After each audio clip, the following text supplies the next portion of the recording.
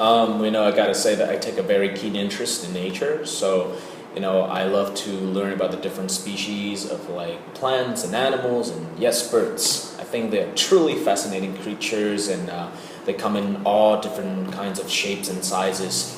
And bird watching is actually one of my favorite things to do. Have you seen many kinds of birds? Living in the city, birds are a rare sight. Most of the stuff that I've seen about birds is from documentaries of the great outdoors. I've seen some common breeds like pigeons, but nothing too exotic. How do Vietnamese people feel about birds? For the most part, Vietnamese people are not that into birds. We like to eat them, especially game birds like pheasants. People in remote areas often go hunting for birds and roast them over an open fire. They're truly a delicacy where I come from. Uh-huh.